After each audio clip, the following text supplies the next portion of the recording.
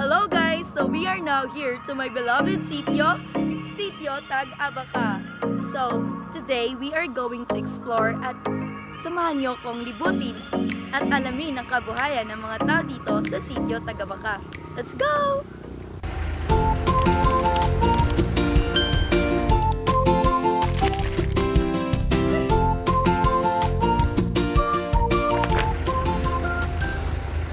But before that, let's have a trivia. Did you know that Sitio Tag-Abaca is the boundary of Abuyog Leyte?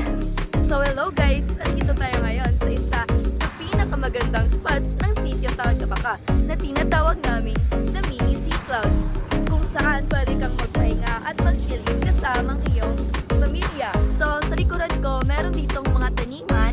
Hindi ko alam kung anong tawag dyan, pero mukhang nangka siya guys. So ang pagtatanim ay isa rin sa kabuhayan ng mga taga-Sitio Tag-Abaca, kung saan to ay nagiging isa na rin sa aming hanap buhay.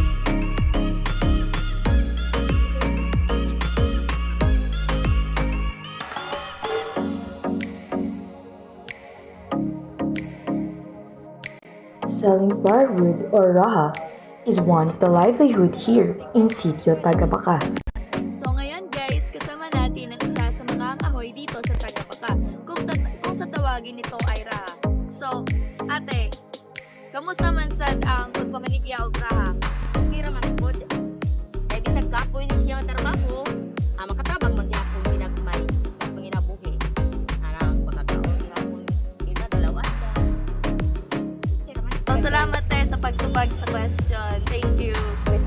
And also, one of the livelihood here in Sitio Tag-Abaca is the copra. We have mangongopras, copra seller, and the copra buyer.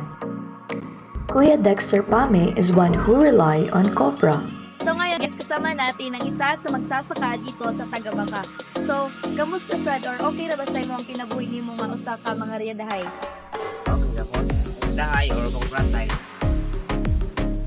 So, dako ba nagtabang sa imo pangalaw nga panginabuhi? Mga video kapag gabay gapon. Pero kaya gapon sa pakabuhi. Kaya lagi ko na lang.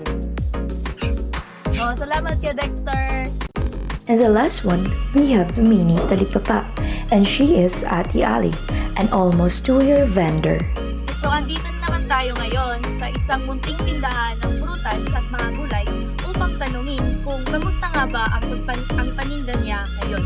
So, Ate Ali, kamusta man sad ang pagpaninda nimo? Kanang nakatabang man na sa imong panginabuhi sa pagdadaan? Katabang, kaya palit ng mas makahamin. Salamat! Salamat, Ate Ali.